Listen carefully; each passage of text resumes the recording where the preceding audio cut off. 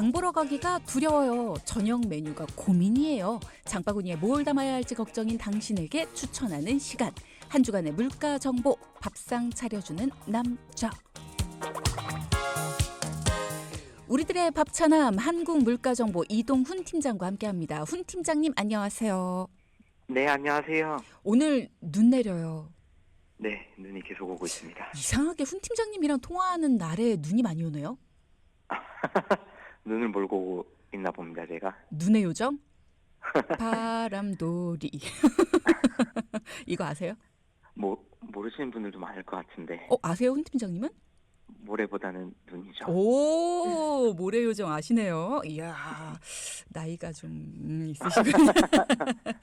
자, 어쨌든 오늘도 물가 정보를 또 이렇게 빠르고 그리고 정확하게 알려주실 이동훈 팀장과 함께하는 날입니다. 이번 주 초반까지 한강 얼어붙을 정도로 굉장히 추웠잖아요. 다행히 오늘은 추위가 조금 풀린 것 같긴 한데 눈이 내리면서 혹은 또 비가 내리는 것도 있긴 한데요. 전통시장 분위기 어떨지 걱정이 좀 돼요. 네, 아직 한파의 기운이 남아있긴 하지만 대보름을 앞두고 전통시장은 손님들로 북적였습니다. 다행이네요. 네, 먼저 채소류에서는 최근 이어지고 있는 맹추위의 영향을 크게 받았는데요. 한강까지 올린 역대급 한파의 생육이 부진해 공급량이 감소한 시금치와 취나물 가격이 올랐습니다. 네. 시금치 중 섬초가 한 근에 6,000원에서 7,000원, 그리고 일반 시금치가 한 근에 2,500원에서 3,000원으로 올랐고요. 취나물도 한 근에 4,000원에서 5,000원으로 올랐습니다. 또한 추위에 자금량이 감소하면서 청어야 새송이버섯 가격도 올랐는데요. 청어는 한 개 1,200원에서 1,500원으로, 그리고 새송이버섯은 한 근에 3,000원에서 4,000원으로 올랐습니다. 아무래도 춥다 보니까 채소류 가격들이 좀 영향을 받은 것 같은데 가격이 오른 품목들 또 있나요? 채소류 중에서? 네, 생강 가격이 올랐는데요. 저장된 재고량이 감소함에 따라 가격이 오른 겁니다. 생강은 가을에 햇생강 출하 전까지 저장된 재고량이 소비됨에 따라서 순차적으로 가격이 오름세를 보일 전망이고요. 계속 가격은 오른다는 얘기네요. 그렇죠. 계속 조금씩 순차적으로 오를 겁니다. 그래서 현재 1kg에 10,000원에서 12,000원인데 이 12,000원 가격이 13,000원, 14,000원 이렇게 시기에 따라 조금씩 오를 것 같아요. 네. 그 외 채소류에서는 가격 변동이 없었지만 점점 봄이 다가와 날이 따뜻해지면 생육이 양호해지고 작업량이 증가하면서 공급량이 늘어나서 가격이 점차 내림세를 보일 것으로 예상하고 있습니다. 그렇군요. 자, 생강 가격은 가을에 햇생강이 출하되기 전까지는 계속해서 저장된 것들 가지고 판매가 되기 때문에 점점 가격은 조금씩이지만 오를 것 같다라는 거, 지금이 가장 싸다는 거 알려드리고요. 빨리 날이 좀 따뜻해져서 채소류의 가격들이 조금 좀 잡혔으면 좋겠다는 생각이 들고요. 지난주 연휴 동안에 어민들이 낙지 조업을 쉬면서 가격이 많이 올랐다라고 하면서 가격이 엄청 오른 걸 알려주셔서 지난주에 제가 낙지 못 먹겠네요 했던 기억이 납니다. 이번 주는 어땠나요? 네, 낙지는 명절 동안 이제 조업을 쉬는 어민들이 많은 데다가 수요까지 증가해서 가격이 좀 크게 올랐었죠. 근데 지난주 가격이 한 코에 25,000원이었는데 이번 주는 한 코에 2만 원으로 좀 크게 뚝 떨어졌습니다. 다행입니다. 네, 그렇게 명절 이후 조업이 시작되면 공급량이 회복된 가운데 수요는 평상시와 비슷해지니까 가격이 내린 건데요. 네. 아직은 평시 대비했을 때 가격이 조금 높은 편이긴 하거든요. 그래서 향후 조업이 계속 활발해져서 공급량이 점차적으로 늘어나면 평소와 비슷한 가격이 15,000원 근처로 내려오지 않을까 싶습니다. 그 외에 다른 수산물류에서는 고등어가 한 마리에 7,000원이었고요. 대구 한 마리에 3만 원, 생태 한 마리에 13,000원이었습니다. 네, 이제는 뭐 여쭤보지 않아도 알아서 얘기를 해주시네요. 다른 수산물류는 어떻습니까? 하지 않아도. 이제 베테랑이 되어가시는 것 같습니다. 일단 낙지 가격이 너무 많이 비싸져서 좀 걱정을 했는데 이번엔 조금 내렸다라는 거, 그래도 평년보다는 더 비싼 가격이다라는 거 알아두시면 좋겠고요. 자, 오늘이 정월 대보름입니다. 지난번에 이제 정월 대보름을 대비해서 여러 가지 오곡 밥 아니면 오곡과 관련해서 어떤 것들 해먹을 수 있는지 이런 거 알려주셨는데 대보름 관련된 품목들 가격 어떻게 됐나요? 네, 오늘 대보름이라 오곡밥과 부럼 많이들 드실 텐데요. 네. 곡물류와 견과류에서 몇 가지 품목들 가격을 살펴보면요. 쌀은 8kg에 2만 원, 찹쌀은 8kg에 32,000원이었고요. 네. 붉은 팥은 한 대에 16,000원, 사조는 한 대에 10,000원, 수수는 한 대에 6,000원이었고 검은 콩 한 대에 7,500원이었습니다. 그리고 견과류에서는요. 호두는 한 대 12,000원, 땅콩 한 대 14,000원, 음. 밤은 한 대 8,000원이었고 이번 주에는 이렇게 곡물류 견과류 모두 가격 변동이 없었는데요. 어. 아무래도 정월 대보름이 휴일도 아닌데다가 최근 뭐 사회적 분위기라든지 독감 유행 등으로 음. 수요량이 크게 많지는 않아서요. 지난주와 비슷한 가격들을 나타낸 게 아닌가 싶습니다. 그렇군요. 오곡밥 부럼 드셨습니까? 아, 네. 저희는 회사에서 또 복지 차원에서 이걸 제공을 이제 주기 때문에 잘 먹었습니다. 피디님, 부럼이랑 오곡밥을 복지 차원에서 회사에서 준대요. 말이 없어요. 그렇구나. 당황하셨을 것 같은데. 당황은 안 하셨는데 답변은 피하십니다. 굉장히 좋은 회사네요. 자, 어쨌든 우리 동키 여러분도 꼭 챙겨 드시기 바랍니다. 이렇게 건강 그리고 또 의미가 있는 거잖아요. 그러니까 정월대보름 맞아서 오곡밥과 부럼 꼭 챙겨 드시기 바라고요. 올 한 해 무사태평 하시기 바랍니다. 자, 이번에는 과일류도 좀 알아볼까요? 가격 어떻습니까? 네. 과일류에서는 딸기와 토마토 가격이 내렸습니다. 음. 이제 겨울철 선호도가 높은 딸기는 출하량이 꾸준히 증가한 데다가 그 뭐 성수기를 할 수 있는 크리스마스 전후 그리고 연말 그리고 연초까지 이어진 이 피크 시기 이후에 소비량이 비교적 감소해서 가격이 내림세인데요. 네. 가격은 한 폐에 9,000원에서 8,000원으로 내렸습니다. 음. 그리고 토마토는 한동안 한파로 출하량이 잠시 감소했었지만 이후에 주산지인 전북과 전남 지역에서 안정적인 수급 상황을 보이면서 공급량 증가로 가격이 내리게 되었는데요. 네. 가격은 5kg에 18,000원에서 17,000원으로 내렸습니다. 그리고 사과와 배 등 다른 과일은 아쉽게도 가격 변동이 없이 여전히 높은 가격대를 보이고 있는데 사과는 한 개 6,000원, 배는 한 개 9,000원, 그리고 감귤은 10개 5,000원이었습니다. 그리고 다음 주쯤에 참외가 매대에 나올 예정이라고 조사처 분들이 그러시더라고요. 참외요? 참외가 여름 과일 아니에요? 네, 맞습니다. 근데 제가 전에 딸기 말씀드릴 때 딸기가 원래 봄 과일인데 겨울에 이렇게 나오고 있다 말씀드렸었죠. 네. 참외도 여름 과일로 유명한데 원래는 3월부터 서서히 시작해서 여름철 8월까지 주로 출하가 이루어지는데요. 최근에는 하우스 재배 기술의 발전으로 생산 시기가 조금씩 계속 빨라지고 있어요. 그래서 요즘 출하 시기가 평년 대비 약 한 달 정도 빨라졌는데 이제는 늦겨울이나 초봄에도 찾아볼 수 있고 참외도 수박처럼 사계절 과일로 불리게 될 날이 얼마 남지 않은 것 같습니다. 가격 정보는 이제 추후에 매대에 등장하면 그때 다시 알려드리겠습니다. 야, 하우스 재배가 진짜 많은 걸 바꾸고 있다는 생각이 들어요. 기왕에 사계절 과일이 될 거면 가격도 사계절 내내 좀 잡혔으면 좋겠는데 비싼 게 좀 흠이긴 하네요. 자, 다음으로 축산물류 가격도 알아볼까요? 네, 축산물류도 여전히 가격이 동결인 상태인데요. 고물가 영향인지 소비가 위축되어 수요 변동이 적은 편이라서 그렇습니다. 소고기 중 등심은 한 근에 78,000원이고요. 네. 갈비살은 한 근에 83,000원이었습니다. 그리고 돼지고기 중 목살은 한 근에 14,000원, 삼겹살은 한 근에 15,000원이었고요. 네. 닭고기는 1kg에 6,000원, 그리고 달걀은 한 판에 7,500원으로 축산물류 가격은 모두 동결이었습니다. 그렇군요. 자, 이렇게 한파에 영향을 받는 채소류 그리고 또 여러 가지 물가 소식 알아봤습니다. 자, 이제 캐릭터 뾰로롱 바꾸셔서 밥차남으로 돌아오셨어요. 네. 제철 식재료 추천해 주실 차례입니다. 오늘 추천 식재료 어떤 건가요? 네. 정월 대보름이죠, 오늘이. 그래서 예전에 비하면 정월 대보름을 챙기는 집이 그렇게 많지는 않은데 그래도 또 최근에는 건강을 생각하거나 고물가에 집밥을 해먹는 집이 조금씩 늘어나고 있다고 하더라고요. 네. 그래서 오늘은 정월 대보름 하면 생각나는 부럼을 주제로 소개해드려 볼까 합니다. 예전에는 이른 아침에 한 해 동안의 각종 부스럼을 예방하고 이를 튼튼하게 하려고 날밤, 호두, 은행, 잣 등을 어금니로 깨무는 부럼 깨기 풍속이 있었죠. 그렇죠. 근데 요즘은 부럼 깨기를 생략하고 가족 구성원의 취향에 따라 선택적으로 드시는 가정도 많다고 하더라고요. 그래도 오늘은 모처럼 가족들과 함께 한 해 무사태평을 기원하면서 부럼 깨기도 즐기시고 조금 더 소개해드리는 부럼으로 간단한 요리를 해드시면 좋겠습니다. 저도 오늘 눈조차 뜨기 전에 땅콩을 2로 깨물면서 깼거든요. 부럼 깨기 안 하신 분들은 오늘 해보시면 좋을 것 같고요. 부럼이라는 게 재료가 참 다양하잖아요. 영양소도 굉장히 풍부할 것 같은데 부럼의 효능부터 알아볼까요?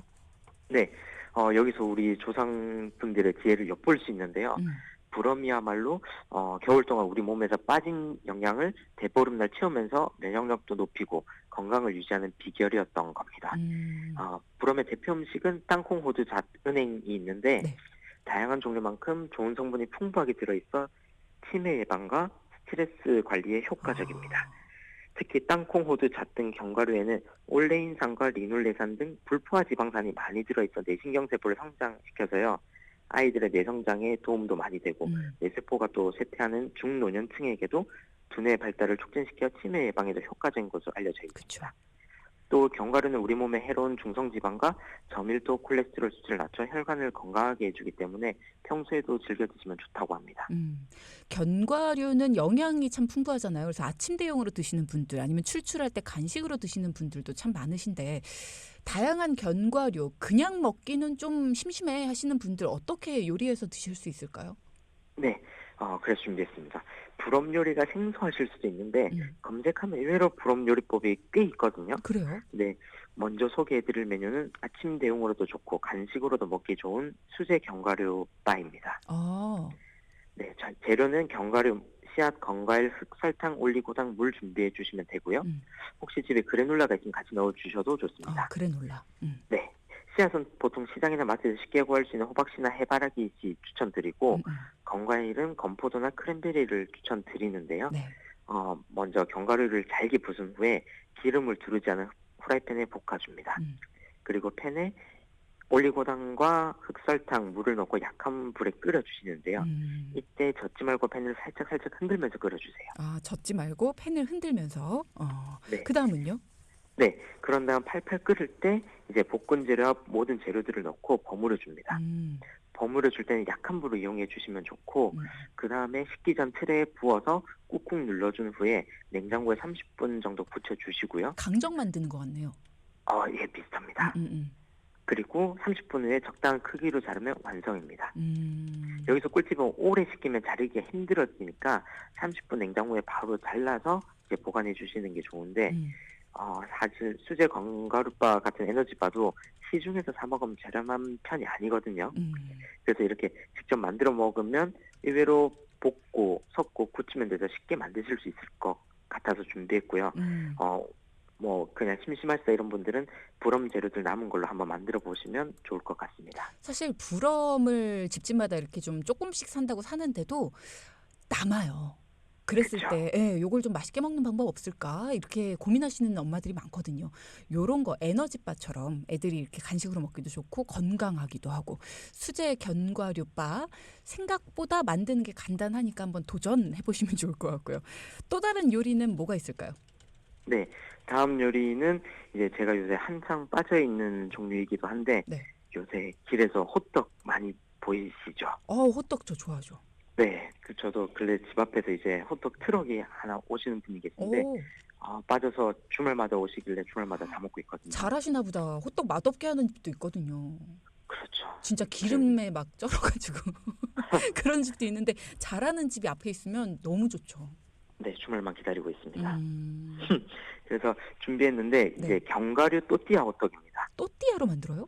네, 어, 식감도 좋고 달달해서 아주 맛있는 요리인데요. 네. 재료는 또띠아, 견과류, 설탕, 꿀 혹은 메이플 시럽이 있으면 좋고요. 음, 치즈, 식용유 준비해 주시면 됩니다. 네. 그래서 먼저 견과류를 살짝 볶아 주신 후에 잘게 다져 주시고요. 네. 또 또띠아를 기름 없는 프라이팬에 약불로 살짝 구워 줍니다. 그리고 구운 또띠아에 설탕과 꿀을 섞어 시럽을 골고루 펴 발라 주시고 또띠아에 시럽이 설탕이나 꿀을 섞어 시럽을 펴 바르고 천천히 자 네네 시럽이나 설탕, 꿀을 섞어서 골고루 펴 바릅니다. 또띠아에 그런 다음 네 그리고 시럽 위에 견과류를 올려 주신 다음에 음, 작게 자른 치즈를 올려 주세요. 그래서 취향껏 양을 조절하시면 될 것 같고 치즈는 음. 그리고 한쪽 면을 덮어서 약불에 은근하게 치즈를 녹이면서 구워주시면 완성입니다. 이거 마치 호떡보다 피자 같은 느낌이네요. 견과류 피자. 그렇죠. 약간 퀘사디아 느낌도 나고 약간 어, 이색적인데 네 그렇게 해서 이제 또띠아 호떡에 남은 견과류와 꿀이나 메이플 시럽을 살짝 뿌려서 드시면은 데코도 되고 맛도 한층 더 깊어지고 좋아지는 요리가 완성될 듯합니다. 그렇군요. 사실 호떡 집에서 먹고 싶을 때는 우리 왜 그냥 시중에 파는 호떡 그 있잖아요. 이렇게 완제품으로 된 거. 그런 그렇죠. 것들 사다가 먹는데 요렇게 해 먹어봐도 괜찮겠다라는 생각이 드네요. 물론 호떡이랑은 시중에 파는 호떡이랑은 좀 많이 다를 것 같긴 하지만. 자, 그러면 오늘 두 가지 요리를 알려주셨는데 자, 오늘 견과류 고르는 방법 요것도 좀 궁금해요. 네, 먼저 견과류를 고르실 때는 사실 외형과 향을 살피는 게 가장 중요한데요. 네. 신선한 견과류는 선명한 색상과 균일한 외관을 갖고 있고요. 음. 수분이 어느 정도 함유돼 있어서 단단하고 밀도가 높은 게 좋습니다. 음. 보통 부드럽거나 고무 같은 느낌이 드는 견과류는 오래되거나 유통기한이 좀 지난 거를 피해 주시는 게 좋고요. 네. 혹시 향을 맡을 수 있다면 고소한 향이 나는 견과류가 좋고, 또 기름에 찌든 냄새나 혹은 신맛이 나는 견과류는 좋지 않으니까 참고하시면 좋겠습니다. 그래서 호두를 예로 들면 음. 껍질이 깨지지 않고 가볍고 짙은 노란색과 갈색 중간색을 띠는 호두 위주로 고르시는 게 좋은데요.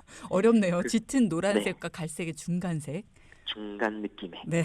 그래서 저는 밀봉이 되어 있는 마트보다는 음. 직접 향도 느낄 수 있고 맛도 볼 수 있는 전통시장에서 주로 구매하는 편입니다. 그렇군요. 가끔 가다가 호두를 깼는데 안에가 굉장히 말라 있거나 어, 좀 맛이 없다. 이렇게 좀 뭐라 그러지? 기름기가 쫙 빠져 있는 그런 그죠? 색상도 메마른 듯한 거뭇거뭇하고. 예, 예. 네. 그런 느낌의 호두여서 되게 실망할 때가 많아요. 음, 이렇게 좀 좋은 호두 고르는 방법 알려드렸으니까 잘 골라서 맛있게 드셨으면 좋겠고요.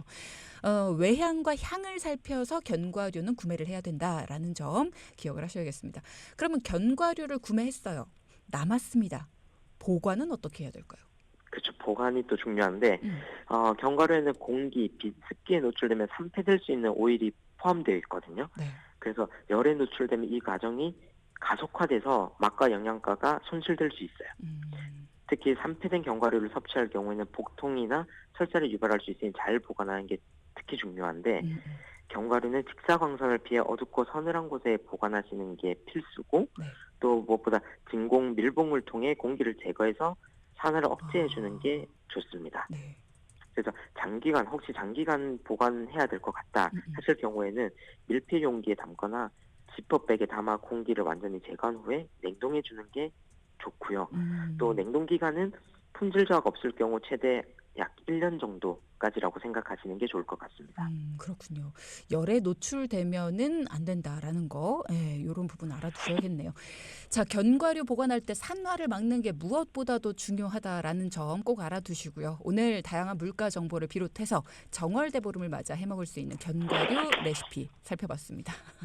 뭐 하시는 거예요? 우리 현 팀장님 전화 끊으셨습니까? 아닙니다. 아직 안 끊으셨죠? 네. 네네. 금주의 물가정보 한국물가정보의 이동훈 팀장과 함께했습니다. 오늘 조심히 집에 돌아가십시오. 네, 꼭 건강 기원하시게 부렁깨기 한번 해보시고 눈길 조심하셨으면 좋겠습니다. 네, 다음 주에 뵙겠습니다. 네, 감사합니다. 네.